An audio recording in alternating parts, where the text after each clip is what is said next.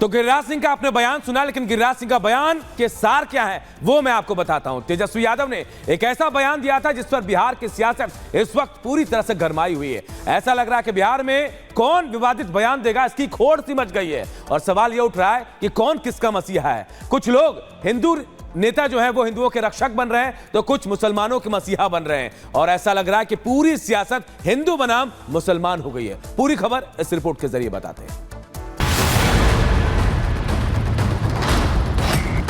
मुसलमान भाइयों के प्रति बुरी नजर कोई देखने का काम करेगा तो ईंट से ईंट बजा देंगे। बिहार की सियासत में मानो भड़काऊ बयानों की बाढ़ सी आ गई है।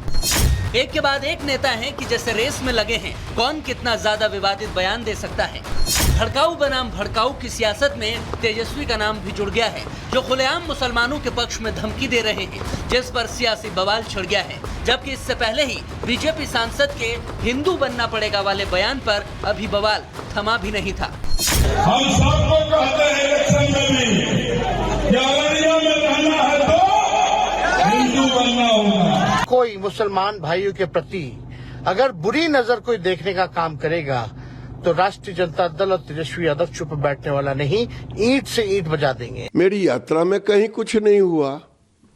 अब ये चाह रहे हैं दंगा हो जाए, और किसके लिए? बांग्लादेशी घुसपैठियों के लिए, रोहिंग्या के लिए, और ये ईंट से ईंट बजा देंगे। वाह, इनसे बड़ा तिस्मार खां तो और कोई है ही नहीं।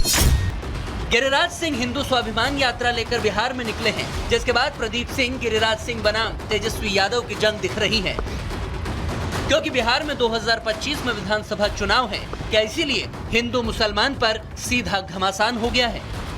तेजस्वी बाबू की बहुत सारी बातें सुनने लायक नहीं है। केवल एक ही सेक्शन के लिए क्यों खड़ा होना चाहते हैं तेजस्वी बाबू? कोई नजर नहीं देखता है, आप ही बुरी नजर से देखते हैं, आप ही अपमानित करते हैं। जब सनातन की बात आती है उस समय उनको आंख नहीं खुलता है। पूरे बिहार के सनातनी हिंदू समाज के लोग उनका स्वीकार करता है। आओ तुम समय पर तुम्हें मैं बताऊंगा कि तुम बोल क्या रहे हो। तेजस्वी घिरते जा रहे हैं, लेकिन उधर लालू ने अपने बेटे के लिए गिरिराज के बयान पर क्या कह दिया वो सुनिए। इसका राज और उसके राज में अंतर थोड़ी है जी। गिरिराज तो है विश्वल है, इसी तरह का बात बोलते रहता है।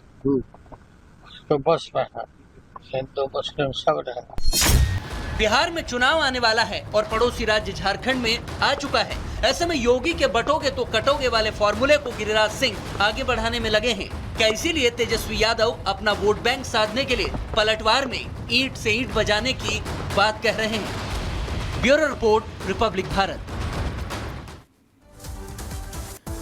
और अब बात करेंगे चक्रवाती तूफान डाना की, जो कि ओडिशा और पश्चिम बंगाल के बेहद करीब है। ये जो तूफान है ये किस तरीके से यहाँ पर बर्बादी ला सकता है, ये लगातार पूछा जा रहा है, और इसको लेकर के अलर्ट मोड पर टीम भी लगातार तैनात है। बड़ी खबर आपको बता रहे हैं, ओडिशा आज दस्तक देने वाला है चक्रवात डाना, ये संभावना है, और इसको लेकर के लगातार तस्वीरें भी सामने आ रही। पश्चिम बंगाल की बात करें तो यहाँ पर भी असर होगा, और ओडिशा जहां आज दस्तक देगा चक्रवात डाना। देखिए किस तरीके से यहाँ पर सावधानी बरती जा रही है। पश्चिम बंगाल की बात करें तो तबाही के आसार यहाँ पर ओडिशा और बंगाल में तैयारी पूरी है। चप्पे चप्पे पर अलर्ट मोड पर टीम्स नजर आ रही है। राहत बचाव का कार्य भी लगातार जिस तरीके से यहाँ पर अलर्ट मोड पर रखा गया है। चक्रवाती तूफान डाना ओडिशा और पश्चिम बंगाल के बेहद नजदीक पहुंच चुका है, ये बड़ी जानकारी। और एक और बड़ी खबर आपको बता दें, यहाँ पर देखिए किस तरीके से डाना तूफान के चलते सैकड़ों ट्रेनें भी रद्द कर दी गई है। तो देखिए यहाँ पर इस पर भी अब प्रभाव पड़ने वाला है। डाना तूफान के चलते यहाँ पर कई ट्रेनें रद्द कर दी गई है, एयरपोर्ट्स बंद कर दिए गए हैं, गांव के गांव खाली करा दिए गए हैं। लोगों से जो तटवर्ती इलाके हैं वहां से उन्हें हटने के लिए कह दिया गया है। हवाई यात्रा पर भी इसका असर पड़ेगा। तो देखिए जो हाई टाइड्स यहाँ पर देखने को मिल रही है, इसका कहीं ना कहीं असर लोगों के जो रोजाना की जिंदगी है उस पर भी पड़ने वाला है। जो ट्रेनें हैं वो भी यहाँ पर रद्द कर दी गई है, हवाई यात्रा पर भी इसका असर दिखेगा। और ओडिशा के साथ साथ पश्चिम बंगाल में भी दाना तूफान का असर दिखने लगा है। समुद्र में ऊंची ऊंची लहरें उठने लगी हैं। पर्यटकों को किनारे पर जाने से मना कर दिया गया है। पुलिस पूरे इलाके की निगरानी भी कर रही। तो जी हां, दो राज्य पश्चिम बंगाल और ओडिशा जहां पर दाना तूफान का सबसे ज्यादा असर दिखने वाला है, जहां ओडिशा में एहतियात बरती जा रही, तो वहीं पश्चिम बंगाल में भी अब असर इस तूफान का दिख रहा है। लहरें ऊंची उठ रही हैं, समुद्र की लहरें। इसके अलावा पर्यटकों को समुद्र के किनारे जाने पर मना कर दिया गया, रोक लगा दी गई है। इसके अलावा पुलिस पूरे इलाके की निगरानी भी कर रही है। तो वो तूफान जो आज दस्तक देने वाला है ओडिशा और पश्चिम बंगाल में, और यह कहा जा रहा है कि हो सकता है खतरनाक स्तर पर भी यह तूफान पहुंच जाए, लेकिन एहतियातन पूरी तैयारी कर ली गई है। अगर पश्चिम बंगाल की बात करें तो पर्यटक को किनारे पर जाने पर मनाही कर दी गई है। और एक और बड़ी खबर, पश्चिम बंगाल में चक्रवात को लेकर अलर्ट है। समुद्र तट के किनारे मुस्तैद दिखिए पुलिस, लोगों को लगातार अलर्ट भी किया जा रहा है। तो देखिए कैसे अलर्ट किया जा रहा है। माइक के जरिए लोगों को समुद्र तट से किनारे जाने को कहा जा रहा है, क्योंकि पश्चिम बंगाल में भी दाना तूफान का असर देखा जाएगा, ऐसा कहा जा रहा है। दाना तूफान आज टकराने वाला है पश्चिम बंगाल और ओडिशा के तट से, और ऐसे में एहतियात बरती जा रही है। देखिए कैसे लोगों को अलर्ट किया जा रहा है। पुलिस मुस्तैद है। जो समुद्र तट है वहां मछुआरों को वहां से कहा गया कि समुद्र में ना जाएं। समुद्र के पास जो पर्यटक हैं उनको वहां से हटने के लिए कहा जा रहा है। बकायदा माइक और लाउडस्पीकर से कैसे बोला जा रहा है, उसके बाद लोगों को वहां से हटाया जा रहा है। तो देखिए चक्रवात तूफान दाना अब ओडिशा और पश्चिम बंगाल के बेहद नजदीक पहुंच चुका है। वो तबाही मचाने के लिए आतुर है, और जो हाई टाइड्स की तस्वीरें सामने आ रही है वो कहीं ना कहीं परेशानियां लोगों की बढ़ा रही है, और लोग जो है इसको लेकर के डरे सहमे भी है। लेकिन कहां पर इस दाना तूफान का असर पड़ेगा, कहां पर इसको लेकर के तस्वीरें आएंगी, वो आपको इस रिपोर्ट के जरिए दिखा देते हैं।